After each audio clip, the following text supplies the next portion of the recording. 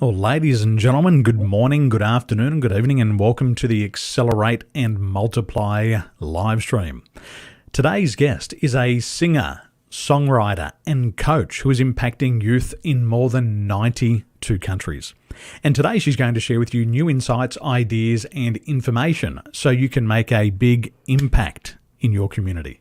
Would you please help me welcome our good friend, Kerryn Vaughan? Welcome. Hey, how you going, Daniel? Wow, good to see you again. Last time we were together, I was on your podcast, and I had a wonderful time. And since then, you've been gallivanting around the social media scene, interviewing the world's top people like Dr. John Demartini. Congratulations! Thank you. Oh, what a thrill, hey? Well done, well done.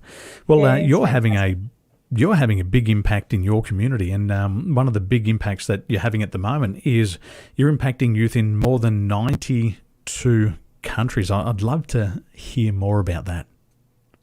Yeah, I work with an organisation. Well, I volunteer. So, if you were to ask me what are my biggest successes and stuff, they're all around volunteering. Maybe people listen to this one and go, "Oh, how'd you make six figures?" Now forget that. It's all about volunteering. So I work with an organisation called Protect Our Planet and the Pop Movement, and it's they're over 92 countries, and I help them to help them to do. I run workshops to kickstart projects, climate change projects, and I freaking love it. I absolutely love it. So that's about it. It's fantastic. With the climate change, obviously the youth haven't created this problem. The generations before have created their problem. So why are these youth so interested in climate change, and why now? Because they get it, and they get that we're running out of time.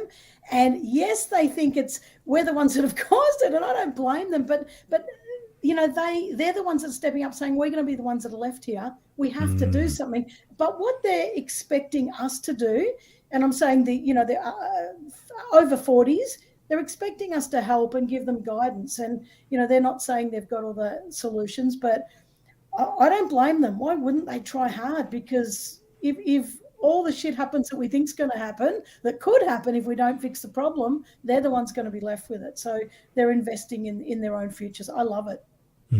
Well, it is our home. I think that we forget that it's not just a planet, it's our home. It's where we live.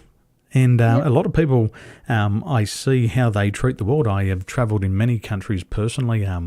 The biggest shock for me was when I went to Egypt, and I went and saw the Great Pyramids of Giza, and I just saw how disgusting Egypt was at the foothills, at the base of the Great Pyramids of Giza. I was absolutely devastated. That's such a monumental part of our planet, and it's been, pumped into us for all the years, the beauty of it, but just how gross it was around there. I was going down there, and I know you're a big animal lover. There was dead donkeys, dead mules in the canals surrounding that, and it was so filthy. And I looked at it and I went, my gosh, is this what we do to our home? And it's nothing about the Egyptians, it's how people treat it. It was also the way that the tourists were treating that part of the world as well. Just throw their trash everywhere. Terrible. So it's a big problem. So show me your shirt. You got the Sea Shepherd shirt on. Yeah, Sea Shepherd. Yep. Aren't they doing a good job?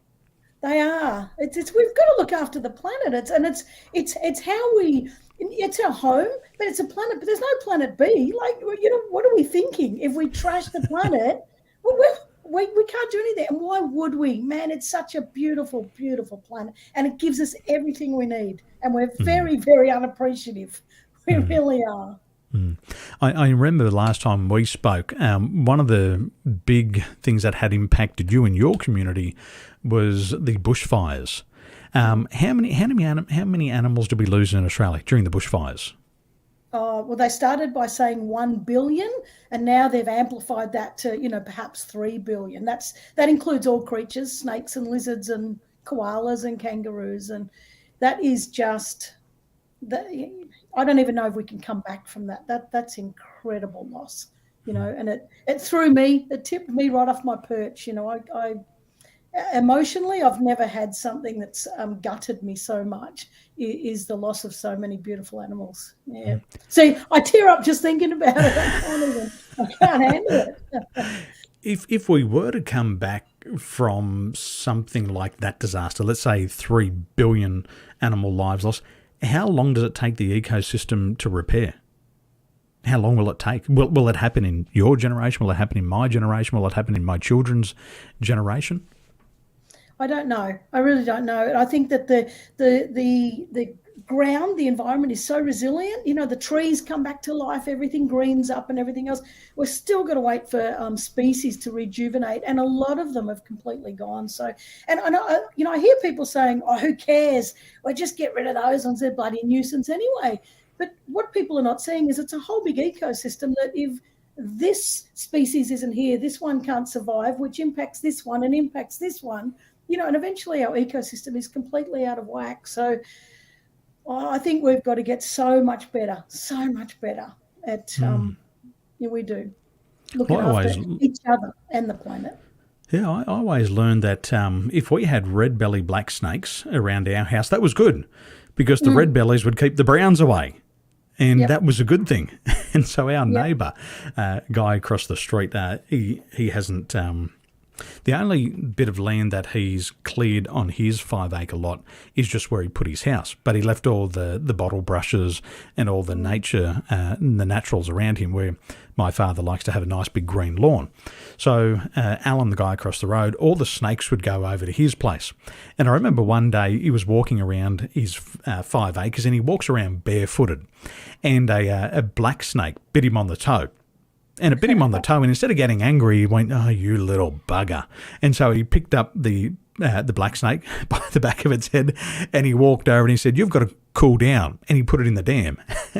And he's had what are the possums? He's had the possums nesting in the hollowed out trees, and he just says how important it is, especially for that little ecosystem around where my parents live. And the importance of it. And I don't think people realise just the importance of it. You know, these little things like the green tree frogs, how important just to have these things around. Yep, 100%. Yep, I think we've lost it. Well, I don't know if we ever had it, but we're getting to a point that if we don't get it, you know, we're in big trouble. So I'm going to do my bit. So that's, you know. Yeah, do it. So this what's the pop movement, and how does this lead into also providing these clean water solutions for Uganda? It doesn't lead into it at all. The pop movement is just it's an entity of its own, and it just activates youth climate action projects. So, and I just love it so much that I just want to be part of it. As for providing clean water solutions in Uganda, I started a not-for-profit in 2015, and it called One Planet Classrooms. And I started off as a Skype project, completely failed, completely trashed that idea. You know, I'm sending laptops to a country, 95% of them don't even have power. So it was just stupid. But I learned that the girls were the ones fetching water, and that they were being assaulted, you know, trying to get water, and they were missing out on education. And I think that that's critical, because if they miss out on education, they don't pass, they get married off, you know, and that's unacceptable. So I decided, well, I can't do the project I wanted to do, so I might as well try and put water tanks into schools, and we put clean water to villages and, you know, water wells and that. But I'm going to admit we haven't done much since COVID, because I think it's been the same everywhere. It's just so bloody hard to get stuff done. But I don't know, we've done over 20, I don't know, more than that probably, but wow. You know, and that impacts thousands of people going down the chain. I remember my dad wanted to have a bore in his backyard, and he brought in the water diviner. And the water diviner came out with his little galvanised rods, and he's walking around the backyard. And I said, "What are you doing?" He said, "I'm divining." I said, "For what?"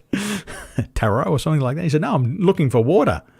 And I said, well, what are you going to find with those bloody rods in your hand? And anyway, he went around the backyard, and the divining rods crossed over, and he put a little mark here, and then he walked down a little bit further, and the divining rods crossed over, and he said there's going to be water here, and put a little mark on the ground, and then walked down the back, and the rods didn't cross over.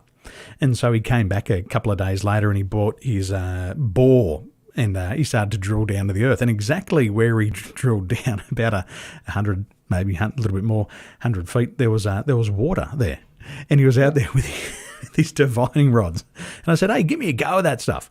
And I went out there, and he showed me how to divine, and exactly where the water was, these rods crossed over. And I think we're very lucky in Australia that we do have that, is it called the artesian water basin there, that we have access to. But these countries, it's not as easy for them to have those technologies.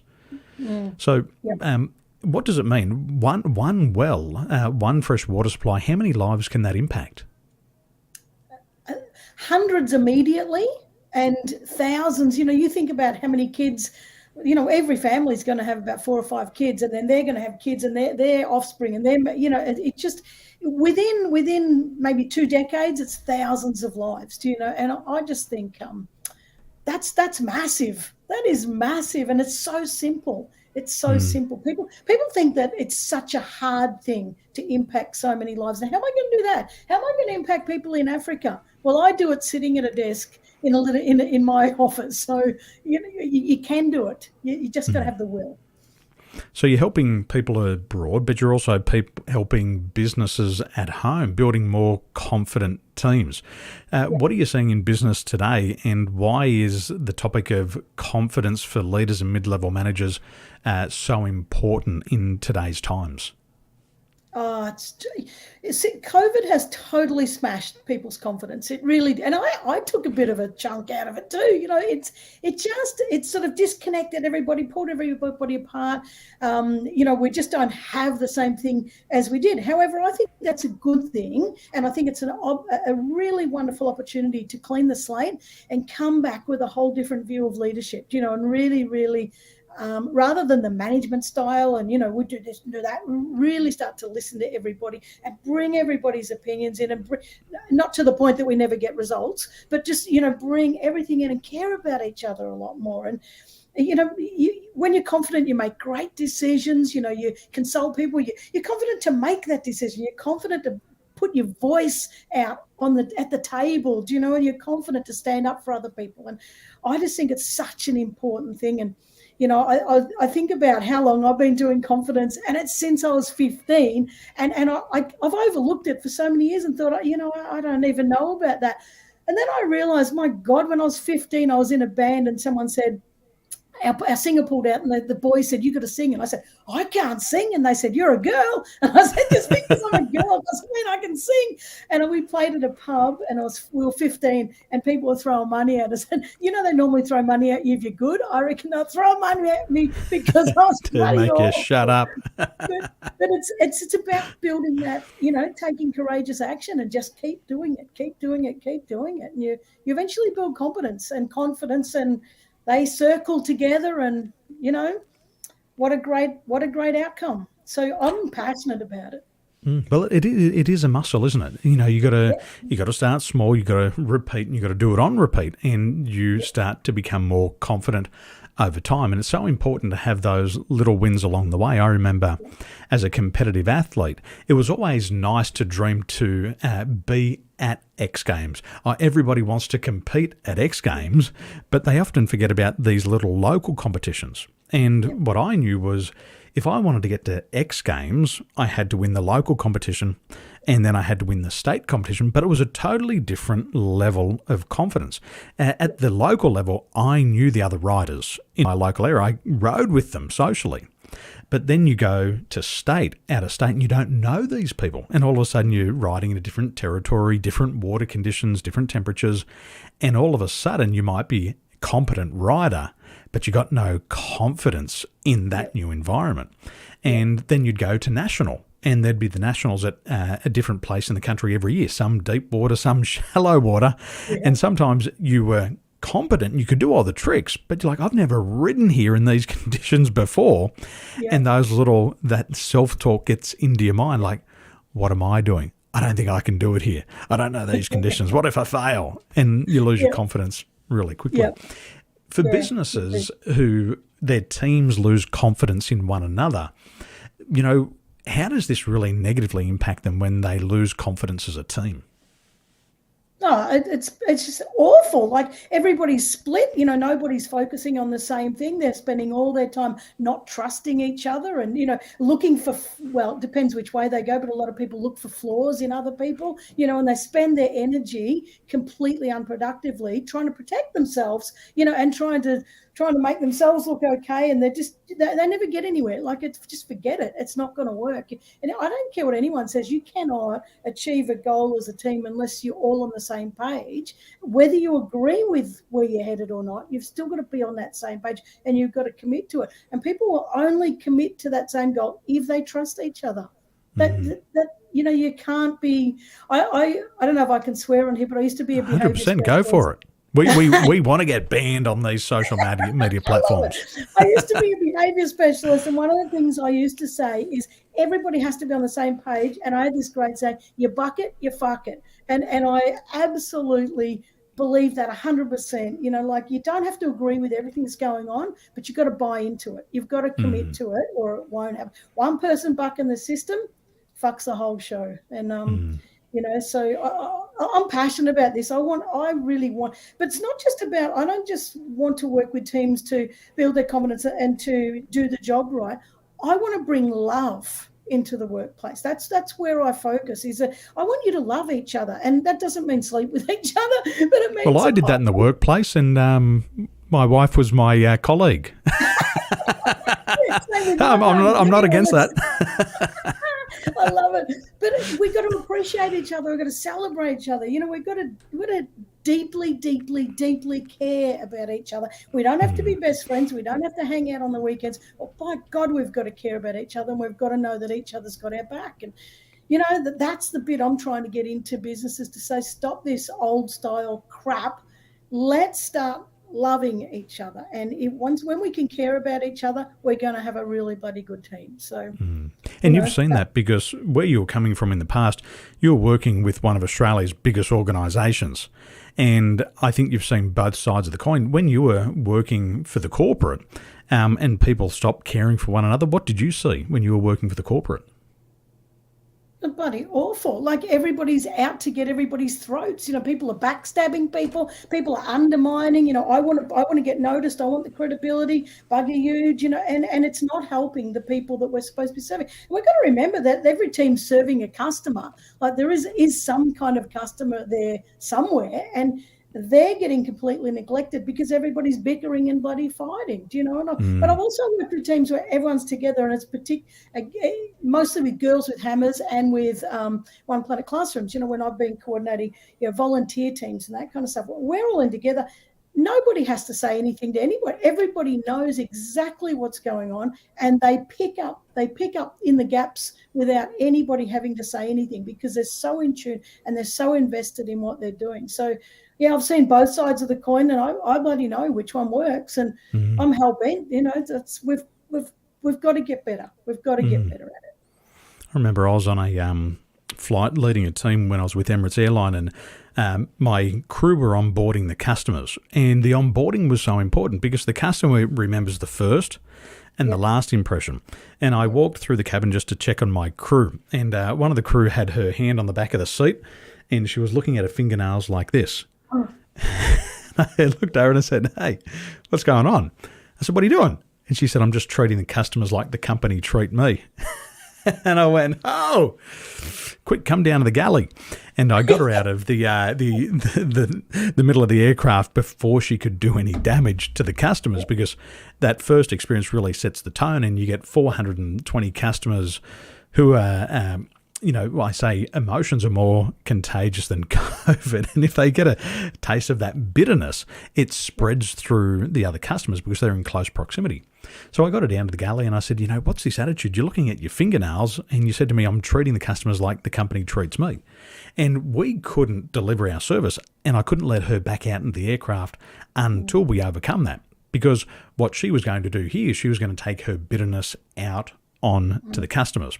And that was dangerous for the company, but dangerous for us. And she had a manager who wasn't listening to her. She had a manager that wasn't supporting her. She was fatigued. She was overworked, but nobody even looked out for her. And the difference was pulling her out of the cabin, having a chat to her in the back. She just had a little bit of attention and knew that one person in 70,000 people in our company actually cared for her. And it changed her tone immediately. And she went, you know what?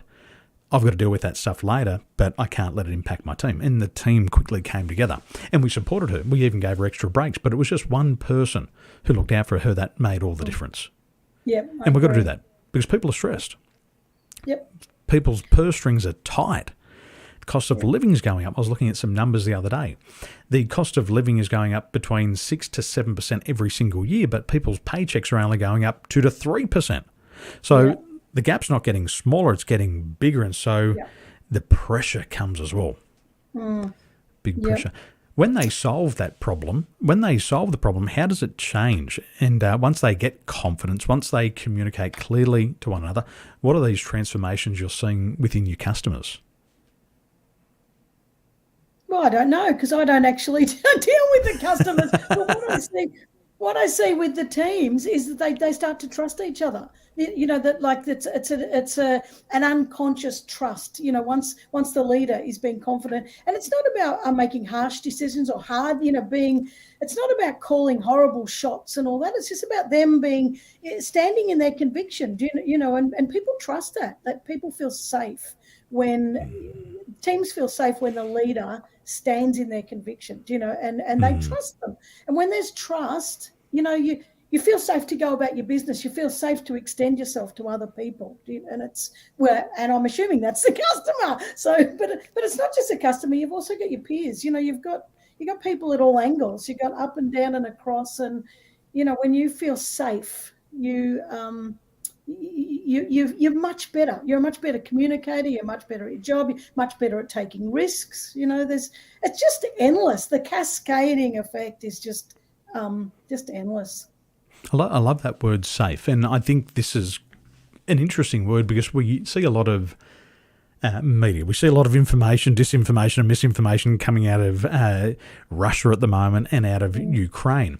But it's interesting when you see these communist regimes, because people don't feel safe, they're going to lose their paycheck, they're going to lose their life, their family's going to be at risk. They don't bring the truth or the reality back to the leader. And it's out of fear. They don't feel safe. And all of us, and we spoke about behavioural personality types last time when we spoke, people are afraid of leaving the comfort zone. And it is the job of the leader, in my opinion, to create that safe space for them. Come and tell me. I was on a flight from Brisbane to Dubai and I got a call and they said, Daniel, can you bring the defib, the heart machine, down to economy class immediately? And I went down there and there was a guy passed out, bent over on the floor, like almost flipped over backwards. And I looked around and I said, how long's this guy been here for? They said, we don't know. We finished the service about 2 hours ago. The lights have been off in the cabin. We don't know how long he's been passed out for. So we woke up the customers and we said, do you know who this person is? The customers were all asleep and he had walked around the aircraft and fainted. Now, we got him back to health. We almost had to divert the aircraft, but I finally found one of the crew members who was serving in economy. I was in business class that day. And I said, you're the person who originally saw this customer. And she said, yes. And I said, when you saw the customer, what did you do? She said, well, I went and told him he's not allowed to sleep on the floor. And I said, okay, and after you said to him he's not allowed to sleep on the floor, what happened? She said, he didn't respond. And I said, then what happened? She said, well, he was so rude that I left him there. And I said, how long ago was that? And she said, I don't know. I've been on a break. And what it got down to was that she hadn't built rapport. The leader in economy class hadn't built rapport with her. And so she didn't want to deliver the bad news, even at the risk of this person losing their life. So just lucky for us that day, we brought him back to health, but it was a leadership problem. She didn't feel safe to report an incident to the leader. So she just went on her break and prayed that somebody else found him. Which that's scary, and especially when our job as cabin crew was to lead a safe and secure flight, to depart from Brisbane to fly 14 hours non-stop back to Dubai safely.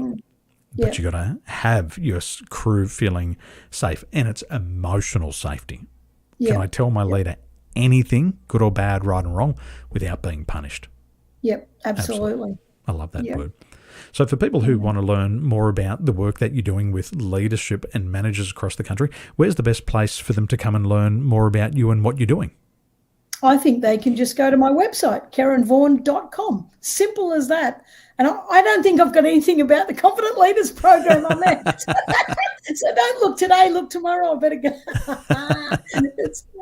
I'd usually do a word of mouth, but no, you'll find a lot of stuff on there. So, I'd love you to go and check it out. And I don't know, message me. I don't know. Connect with me on LinkedIn, whatever. It's I love people. Connect.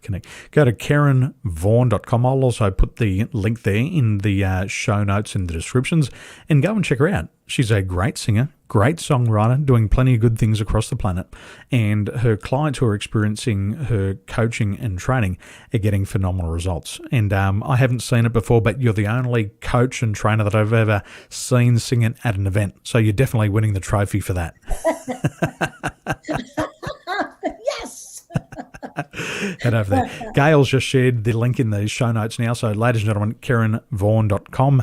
Head over there today and learn about leadership.